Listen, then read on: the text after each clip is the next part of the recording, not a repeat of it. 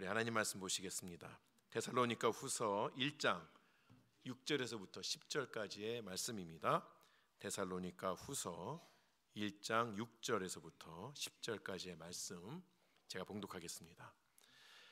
너희로 환난을 받게 하는 자들에게는 환난으로 갚으시고 환난을 받는 너희에게는 우리와 함께 안식으로 갚으시는 것이 하나님의 공이시니 주 예수께서 자기의 능력의 천사들과 함께 하늘로부터 불꽃 가운데에 나타나실 때에 하나님을 모르는 자들과 우리 주 예수의 복음에 복종하지 않는 자들에게 형벌을 내리시리니 이런 자들은 주의 얼굴과 그의 힘의 영광을 떠나 영원한 멸망의 형벌을 받으리로다. 그날에 그가 강림하사 그의 성도들에게서 영광을 받으시고 모든 믿는 자들에게서 놀랍게 여김을 얻으시리니 이는 우리의 증거가 너희에게 믿어졌음이라. 아멘. 어느 러시아 소설에 나오는 이야기라고 합니다. 어느 날 러시아의 수도인 모스크바 근교에 예수님께서 재림하셨습니다. 러시아도 정교회를 중심으로 이루어지는 그러한 나라이죠. 그런 나라에 예수님께서 재림을 하셨으니 매우 큰 일이고 복된 일이다 우리가 볼 수 있는 것이죠. 그런데 분위기가 심상치 않습니다. 그날 밤에 모스크바에서 비밀리에 대규모 회의가 열렸습니다. 그 회의의 이름은 예수 재림 비상대책회의입니다. 예수님께서 재림하셨는데 비상대책회의를 열었습니다. 전국 각지에서 연락을 받은 정교회 지도자들이 다 속속히 회의장으로 모입니다. 회의를 주관하는 사람은 간단하게 인사말을 한 다음에 이렇게 말했습니다. 설마 했는데 주님께서 정말 재림하셨습니다. 재림하신 장소는 다 파괴되었습니다. 이 문제를 어떻게 처리할지 우리가 함께 의견을 모아야 됩니다. 어느 때보다도 진지하고 어느 때보다도 적극적으로 회의가 진행된 다음에 내려진 결론을 가지고 재림하신 주님을 만나러 특사를 보냅니다. 그 특사가 예수님을 만나서 재림하신 예수님을 만나서 이렇게 이야기합니다. 주님 오시느라고 얼마나 수고가 많으셨습니까? 혹시 오시는데 불편은 없으셨는지요? 그런데 주님, 제가 이런 말 말씀드리기 좀 그렇지만 지금은 시기가 그렇게 좋지가 않습니다. 지금 러시아 정교회가 뜨겁게 부흥하고 있는데 물론 그동안의 교회가 문제도 있었지만 최근 몇 년 동안에 그 문제들도 하나같이 다 정리가 되고 뜨겁게 부흥하고 있는데 이때 주님 오시면 분위기가 깨질 수 있습니다. 그래서 저희가 머리를 맞대고 고민해서 결정을 내렸는데 죄송하지만 다시 올라가셨다가 저희가 기별 주면 그때 내려오시면 안 될까요? 소설에 있는 이야기입니다. 사람들이 다 세상의 종말에 대해서 관심이 많습니다. 예수 믿는 사람뿐만 아니라 예수 믿지 않는 사람들도 이 땅 가운데서 어떻게 이 세상이 어떻게 미래가 지어질지에 대해서 관심이 많은 것이죠. 기술이 발달한 요즘만 그런 것이 아니라 고대에도 세상에 대한 종말에 대해서 관심이 늘 많아왔습니다. 여러 나라들의 신화에도 종말에 대한 이야기가 나오고 여러 종교들에게서도 종말에 대한 그러한 교리들이 있어 왔던 것이죠. 한때는 마야 문명이 사용하던 달력에서 종말이 예고됐다고 하면서 소란을 일으킨 적도 있었습니다. 문학 작품이나 영화들 여러 앞에 보시면 뒤에 있는 것들 보신 분들이 있을까 싶기도 한데 매드맥스, 딥 임팩트, 조지 오웰의 소설인 이런 1984 이런 것들이 미래에 대해서 이야기를 하죠. 우리가 이제 미래에 대해서 흔히들 이야기할 때 유토피아와 디스토피아를 이야기합니다. 유토피아 그러면 낙원이 이 세상에 있을 수 있다. 미래에 대한 낙관적인 그런 이야기이기도 하죠. 근데 디스토피아 그러면 앞으로 가면 갈수록 이 세상의 그 미래가 암울하다. 다 멸망하고 다 사람들이 좀비가 되어서 그동안에 남은 몇 사람이 막 고통을 당하는 경우도 있고 이 세상이 다 망가져가지고 돈 많은 사람만 저기 위에다 우주정거장 만들어 놓고 거기 사는 그러한 영화도 있죠. 사람들의 그런 생각들이 어떤 면에 있어서는 유토피아를 꿈꾸기도 하지만 요즘 같은 경우에는 나오는 영화마다 다 디스토피아, 미래에 대한 암울한 이야기를 다루기도 합니다. 기독교는 어떤가요? 성경은 종말에 대해서 분명하게 말을 하고 있긴 한데 자세하게 말해주고 있지는 않습니다. 특별히 우리가 알고 싶은 것에 대해서는 아주 희미하게만 이야기하고 때로는 어떤 것에 있어서는 알 필요도 없다, 이렇게 우리에게 주어집니다. 그러다 보니 기독교 내에도 잘못된 종말관 때문에 종종 소롱이 벌어지기도 하고 많은 이단들이 생기기도 합니다. 지금도 그 많은 이단들이 종말에 대한 이야기로 사람들을 유혹하기도 합니다. 지금도 예수님께서 오실 때가 가까웠다고 하면서 예루살렘에 생업을 다 팽개치고 예루살렘의 골방에서 기도만 하시는 분들이 있습니다. 그리고 어떤 분들은 가족을 다 버리고 생업도 버리고 공동체 생활하면서 주님 오실 날을 기대하는 사람들도 있습니다. 예수님께서 재림하신다는 날짜를 딱 정해놓고 다 모았는데 오시지 않자 어떻게 하죠? 날짜를 바꾸어서 다시 그 날짜를 기다리는 사람들도 지금도 있습니다. 이처럼 예수님을 믿거나 또 예수님을 믿지 않거나 상관없이 사람들이 종말에 대한 관심을 가지는 이유가 무엇일까요? 나름대로 다 그 이유에 대해서 이야기할 수 있지만 우리가 성경적으로 보게 되면 그 시작을 창세기 3장부터 이야기할 수 있습니다. 창세기 3장에 어떤 이야기가 나오나요? 대초의 인류였던 아담과 하와가 하나님 앞에서 죄를 짓게끔 되는 것이죠. 죄를 짓고 그들의 미래가 자신의 죄를 해결해야 하는 비참한 운명 가운데 놓이게 됩니다. 그 비참한 운명을 깨달은 인간은 본능적으로 하나님께서 예비하신 그 미래의 일에 대한 깊은 관심을 가지게끔 되는 것이죠. 이스라엘 사람들이 메시아를 고대했던 것처럼 모든 피조의 세계는 이 땅에서 받게 되는 고통 가운데에서 자유롭게 되기를 바라면서 어떻게 그 일이 이루어질까에 대해서 궁금해하고 생각을 멈추지 않습니다. 그러다가 자기 나름대로의 어떤 방법을 발견하게 되면 유토피아를 만드는 것이고, 아무리 생각해도 방법이 없다고 생각하면 디스토피아를 만들어내는 것이죠. 오늘은 그 종말과 재림에 대해서 이야기합니다. 사도신경의 부분에 있어서는 산자와 죽은 자를 심판으로 오시는 그 예수님에 대한 고백의 부분이기도 합니다. 예수님의 재림과 종말에 대해서 기독교가 가지고 있는 말씀은 하나죠. 우리가 교단마다 다른 성경을 가지고 있지 않습니다. 다 하나의 성경을 사용하고 있지만 그러나 그 종말에 대한 이론들, 생각들은 여러 개가 있습니다. 말씀드린 것처럼 성경에 종말에 대한 정확한 이야기가 나와 있지 않기 때문에 그렇습니다. 어떻게 이야기하면 정확하게 나와 있지만 그 설명이 우리의 마음에 딱 맞게, 우리의 이해에 딱 맞게 충분하지 않다고 말씀드릴 수도 있겠습니다. 특별히 성경이 말하는 천년왕국에 대한 이해에 따라서 신학적인 용어로는 전천년설, 후천년설, 무천년설 이런 이야기들로 나누어집니다. 또 전천년설을 주장하는 그러한 분파에 있어서도 그 전천년설 안에서도 여러 가지가 있습니다. 저희 교회도 딱 하나만 하고 있다고 말하기는 좀 그렇습니다. 저희 교단이 미주고신이 가지고 있는 종말에 대한 그러한 신학적인 견해는 있지만 그러나 각 교회마다 여전히 다른 것을 볼 수가 있습니다. 아주 간단하게 말씀드리면 원로 목사님은 휴거를 믿으시지만 저는 휴거를 믿지 않습니다. 둘 중에 하나는 이단인가 보다. 그렇지는 않습니다. 성경에 나와 있는 그 희미한 것들을 가지고 우리가 성경의 다른 어떤 부분들 쭉 살펴보게 될 때에 천년왕국은 이럴 것이다 저럴 것이다에 대한 이해의 상충이 있는데 그런 것들에 따라서 휴거도 있고 휴거가 있다고 믿기도 하고 휴거가 없다고 믿기도 하는 그런 것들이 있는 것이지 그 건전한 그런 신학 안에서 있는 겁니다. 저를 너무 또 이단처럼 생각하시면 곤란합니다. 그래서 오늘은 그 복잡한 이론은 뒤로 미루고 모든 기독교 분파가 함께 가지고 있는 성경에 분명하게 써 있는 그 이야기들을 함께 나누려고 합니다. 예수님의 재림에 대해서 우리가 생각할 때에 첫 번째 것은 예수님께서 분명히 다시 오신다는 것이에요. 신약 성경에는 예수님에 대한 언급이 300번 이상이나 나옵니다.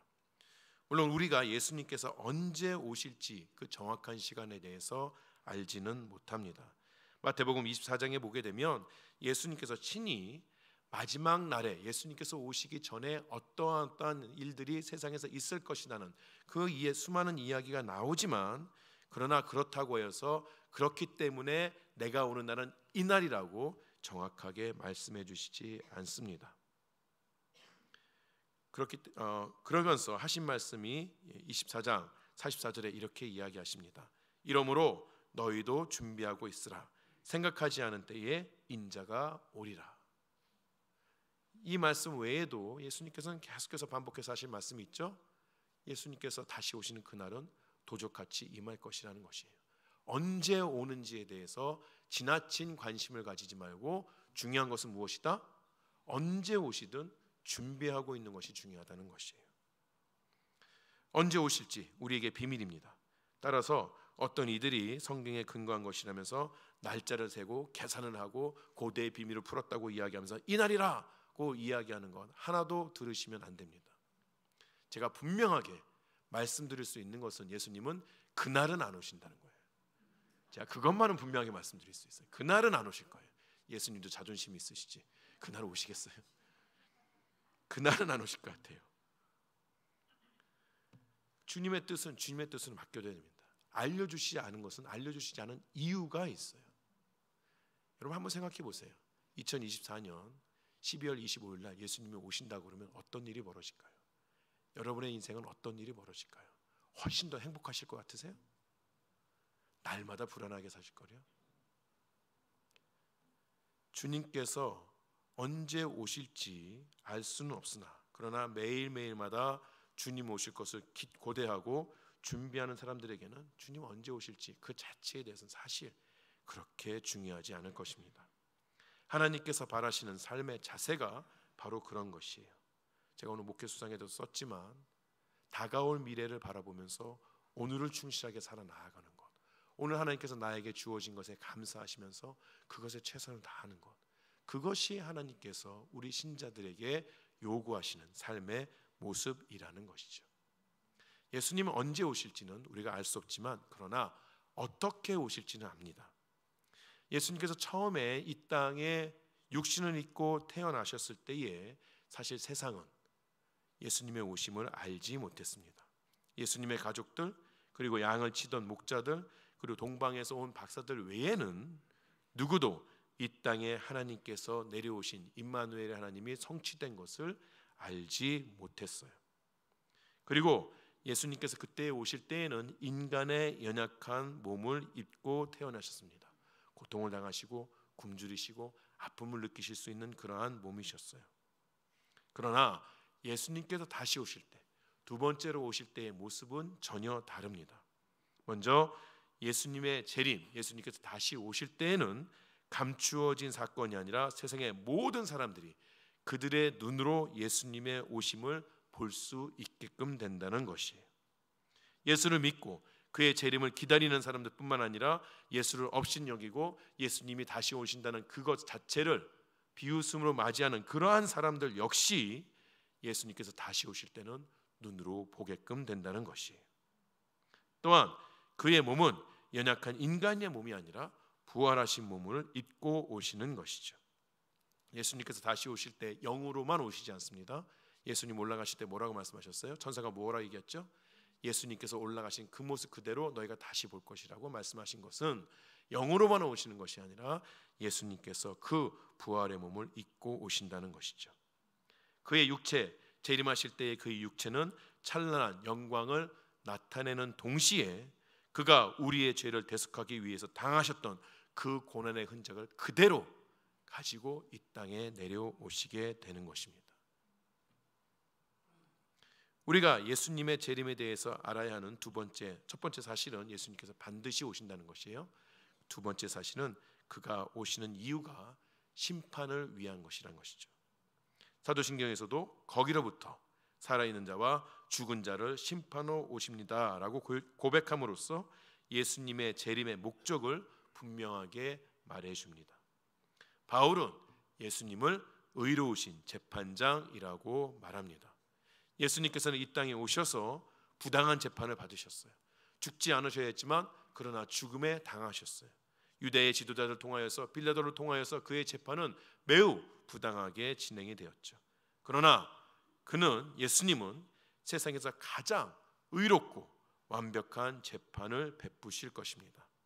마태복음 16장 27절에 이렇게 이야기합니다. 인자가 아버지의 영광으로 그 천사들과 함께 오리니 그때에 각 사람은 행한 대로 갚으리라.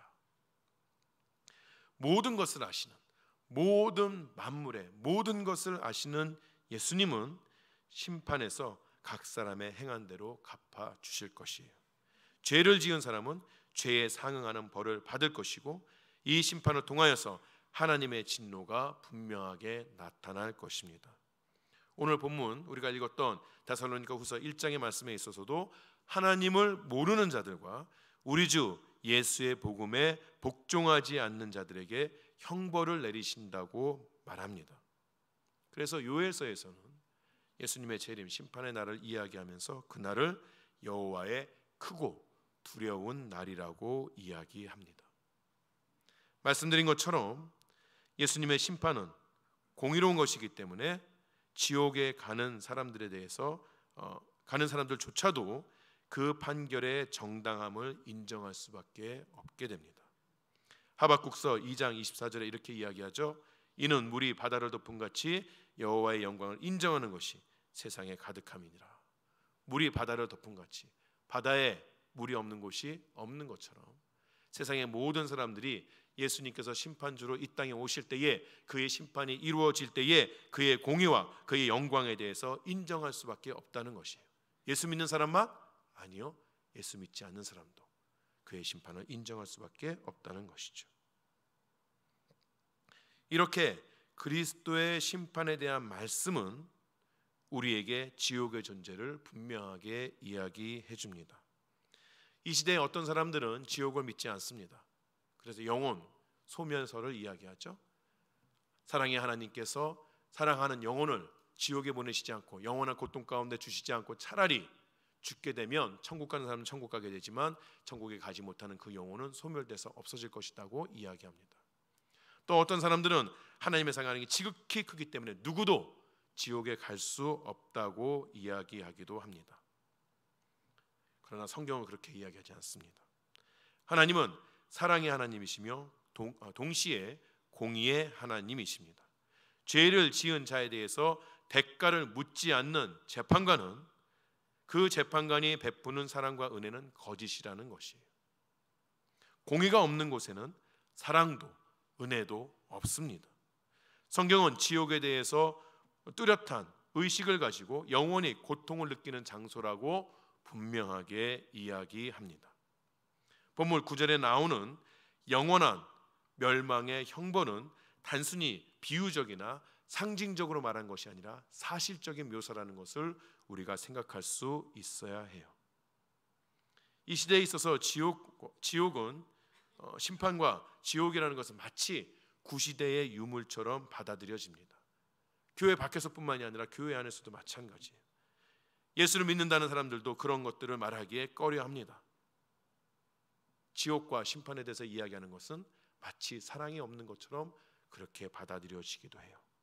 하지만 하나님의 죄에 대한 진노에 대해서 정직하게 말할 수 없다면 그 사람이 전하는 복음은 하나님의 사랑과 은혜에 대해서도 정직하지 못한 것입니다. 왜 우리에게 사랑과 은혜가 필요합니까? 지옥이 있기 때문에 사랑과 은혜가 필요한 것이에요. 지옥이 없다면 하나님의 사랑과 은혜도 별 볼 일 없는 것이에요. 이렇게 성경은 주님께서 심판주로 오신다고 분명하게 이야기합니다. 그리고 대부분의 신자들은 그리스도의 재림을 믿습니다.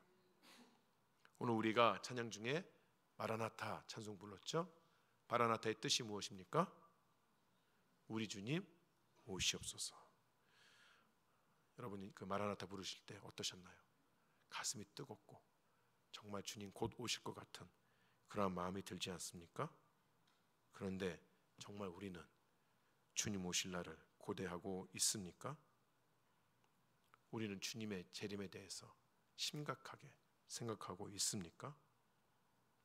우리의 마음이 너무 세상에 묶여 있어서 앞에서 제가 우스갯소리처럼 이야기한 그 러시아 교회 사람들처럼 예수님 오시기를 바라지 않는 그 마음이 너무나 많지 않습니까?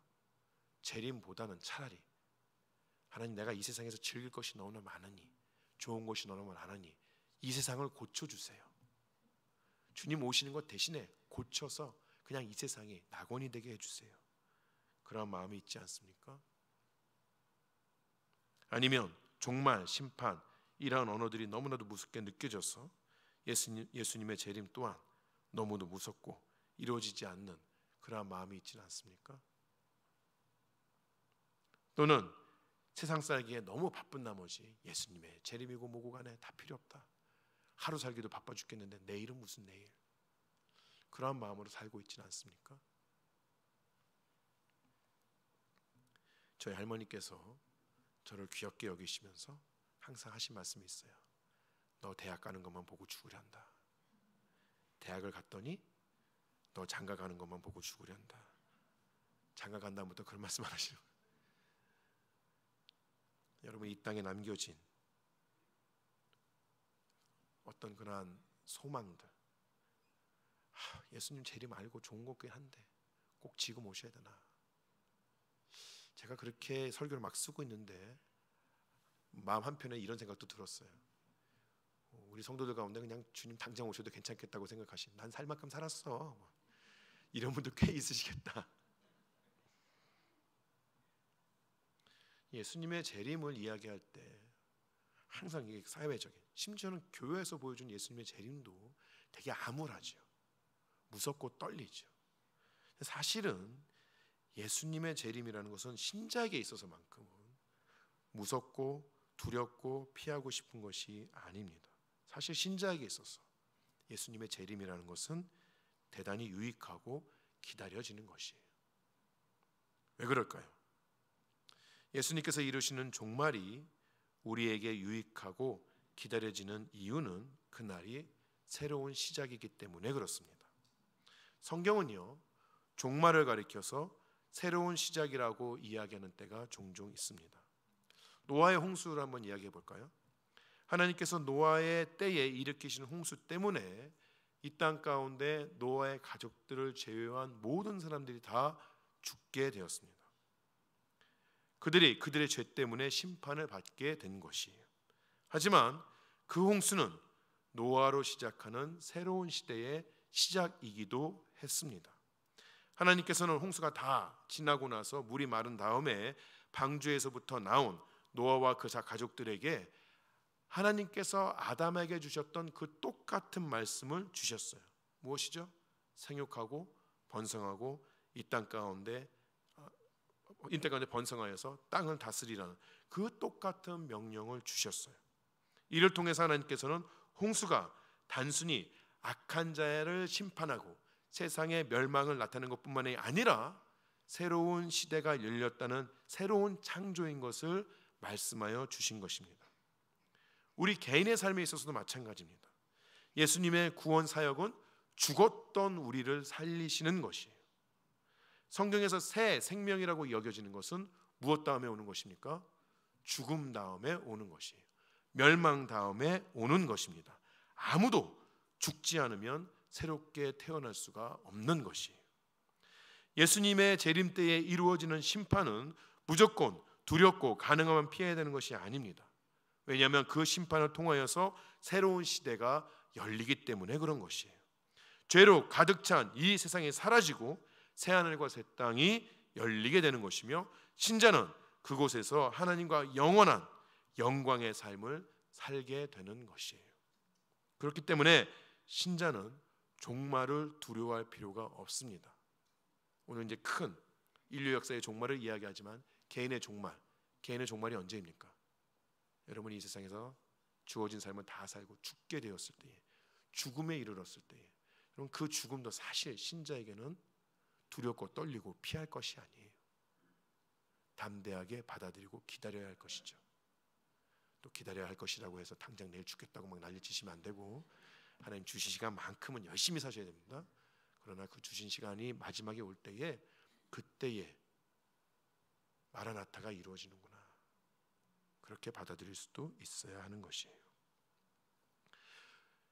종말이, 예수님의 재림이 우리에게 유익한 또 다른 이유는 우리가 그때에 오시는 심판주가 누구인지를 알기 때문에 그렇습니다. 예수님의 재림, 심판주로 오시는 바로 그분은 우리가 누구인지를 온전하게 아시는 분입니다. 예수님은 우리의 연약함을 아시는 분이에요. 우리가 어떤 죄를 저지르는지, 우리에게 있어서 어떤 부족함이 있는지를 낱낱이 다 아시는 분입니다. 그리고 아심에도 불구하고 그분은 우리를 사랑하여 주시고 그 사랑을 십자가에서 증거하신 분이십니다. 그분이 우리의 심판주이십니다. 두 번째로, 심판하러 오시는 분은 우리의 유익을 위하여서 열심으로 일하시는 분이십니다. 지난주에 말씀드린 것처럼 하늘로 올라가신 예수님은 우리의 삶과 무관하게, 무관심하게 그렇게 계시는 분이 아니라는 것이에요. 하늘에서 하나님 보좌 옆에 계시면서도 끊임없이 우리를 위하여 중보하시고 우리를 위하여 기도하시고 간구하시는 분이라는 것이죠. 헌신적으로 우리보다도 더 우리의 삶을 돌보고 계시는 분이라는 것이에요. 그러한 분이 세상에 오실 때에, 그때에는 그랬지만 세상에 내려오시는 그 순간에 우리의 삶을 망가뜨리시겠습니까? 그분이 그렇게 친히 아름답게 갖고 온 우리의 삶은 한순간에 다 없었던 일을 하시겠습니까? 그런 분은 아니라는 것이죠. 세 번째로, 우리는 이미 그 심판의 결과를 안다는 것이 예수님의 재림이 무섭고 떨리는 것이 아니라는 것이죠. 신자는 이미 예수 그리스도를 영접함으로 인하여서 하나님 앞에서 심판을 받았습니다. 심판의 내용이 무엇입니까? 우리가 죄인이지만 예수 그리스도의 의로움으로 인하여서 죄 사함을 받았다는 것이에요. 이 심판의 내용은 예수님께서 하늘에 계신다고 그의 재림이 이루어졌다고 하여서 바뀌는 것이 아닙니다. 변하지 않습니다. 우리의 행위에 근거한 것이 아니라 예수 그리스도께서 이루신 일에 근거하는 것이기 때문에 시간이 아무리 지나도 그 시간 가운데 우리가 어떠한 일을 했다고 하여도 그 심판의 결과는 바뀌지 않는다는 것이에요. 남은 것이 무엇이냐? 마지막 날에 주님께서 재림하시는 그 날에 그 심판의 내용이 확증되어지고 시행되어진다는 것입니다. 그 이루시는 일이 바로 그 일을 이루시는 분이 바로 심판주로 오신 우리의 주 예수 그리스도시라는 것이에요. 그분이 우리의 심판주이기 때문에 우리는 재림을 두려워할 필요가 없다는 것이죠. 또한 그리스도께서 심판주로 오신다는 것은 그가 왕으로 오신다는 뜻이기도 합니다. 성부 하나님께서 성자 예수님에게 모든 권한을 주셨다는 것을 의미하기도 해요. 왕으로 오시는 예수님은 원수들을 징벌하기 위해 오시는 분이십니다. 그는 선택받은 하나님의 백성들에게 마지막 위로의 복을 베푸실 것이에요. 이 세상에서 눈물을 흘리면서 하나님의 말씀대로 살고자 했던 이들을 구원하시고 그들의 눈물을 닦아주실 것입니다. 어찌 보면 우리가 왜 예수님의 재림을 고대하지 않을까? 눈물을 안 흘렸어요. 여러분, 오늘 2024년 7월 28일 이 시간에 가장 예수님의 재림을 고대하는 사람이 누구일 것 같습니까? 육신의 고통 때문에 하루하루 사는 그 사람들이 아닐까요? 북녘 땅에서 성경 한 조각 가지는 것에 목숨을 걸어야 하는 그 믿음의 형제 자매들이 아닐까요? 오늘도 예수를 믿었다는 그 이유 때문에 세상 사람들이 모르는 그 감옥에서 고통받는 그들이 아닐까요? 그들은 지금 이 순간에 당장 예수님께서 재림하시길 기다릴 것이에요. 그런데 우리는 아니에요. 왜죠? 그만큼 예수님에 대해서 고통받고 살지 않기 때문에 그렇습니다. 저는 여러분에게 그날을 기대하면서 자해를 하라고 얘기하는 것이 아니에요. 하지만 우리가 예수를 믿기 위해서 마땅히 치러야 하는 이 땅에서의 고통과 어려움과 비참함을 우리는 가지고 있냐는 것이죠. 세상을 버텨야 살기 때문에, 그래서 이 세상이 살만하기 때문에 예수님이 재림하신다는 사실조차 우리의 마음에는 어렴풋한 기억으로만 남아있는 것이 아닌가, 우리 스스로가 그렇게 생각해 봐야 되지 않겠습니까? 주께서 다시 오시는 그날은 우리가 그토록 바라던 이 땅에서의 의로움이 이루어지는 날입니다. 우리에게 환난을 받게 하는 자들에게는 환난으로 갚으시고, 환난을 받는 우리에게는 안식으로 갚아주시는 그 하나님의 공의가 실현되는 날이 주님 다시 오시는 날입니다. 예수께서 심판자로 이 땅에 오실 것이라는 성경의 증언은 우리로 하여금 다시 그의 십자가에 집중하게끔 합니다. 세상에 그 어느 누구가 자기 스스로의 힘으로 그 심판에서 살아남을 수 있습니까? 마지막 날에, 그 크고 두려운 날에 살아남을 수 있는 유일한 방법은 그리스도의 희생을 통해 우리에게 주어진 죄사함이라는 방법뿐입니다. 그 길밖에 없어서 우리는 또한 십자가를 바라보고 그 십자가를 의지하는 것이에요. 또한 심판은 우리에게 삶의 긴박함을 줍니다. 우리가 더 하나님 앞에 의로움을 쌓아나가서 그 심판을 피하자는 긴박함이 아니에요. 여러분, 우리가 심판을 생각할 때 너무 우리의 삶에 몰두해서 살지 마세요. 말씀드렸잖아요. 그 심판의 때 우리는 어쩐다? 예수 그리스도의 십자가로 인하여서 죄사함을 받고 하나님 앞에서 의롭다고 칭찬받고 그의 영광 가운데 가게 될 것이라는 것이죠. 그럼에도 불구하고 오늘날 종말을 기대하는, 예수님의 오심을 바라보는 우리의 삶에 있어서 긴박함이 있다는 것은 하나님 곧 오실 것이기 때문에 우리 주위에 있는 영혼들을 구원해야 된다는 사명이 우리에게 있다는 것이에요. 복음을 가진 우리는 세상의 타락을 바라보면서 주님 오실 날이 가까웠다, 왜 이 세상이 이 모양이냐, 왜 저 사람들이 저렇게 살고 있냐, 한탄만 할 것이 아니라 그 세상에 살고 있는 한 영혼이라도 더 구원하기 위해서 우리에게 맡겨진 사명을 감당해야 한다는 것이에요. 우리의 시선이 그렇게 되어 있냐는 것이죠. 예수님 다시 오신다, 내가 주님 앞에서 무엇을 할 것이냐, 나의 삶이 어떻게 판단될 것이냐, 거기에만 몰두될 것이 아니라 정말 그것을 걱정한다면 하나님 우리에게 맡기신 그 영혼을 구원해야 한다는 것이에요. 하나님 여러분에게 맡기신 그 한 영혼이 누구입니까?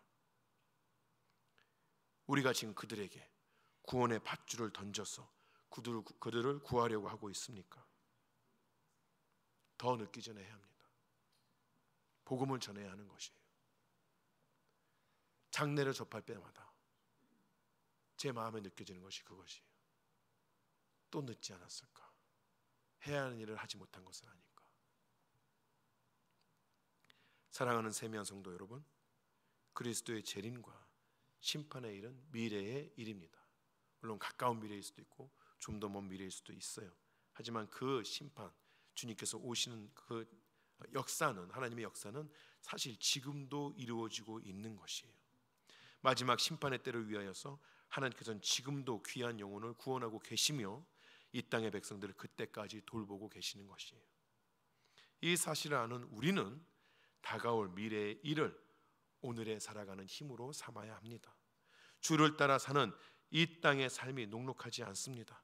예수를 믿지 않으면 안 겪어도 될 것 같은 그러한 일들을 겪어야만 합니다.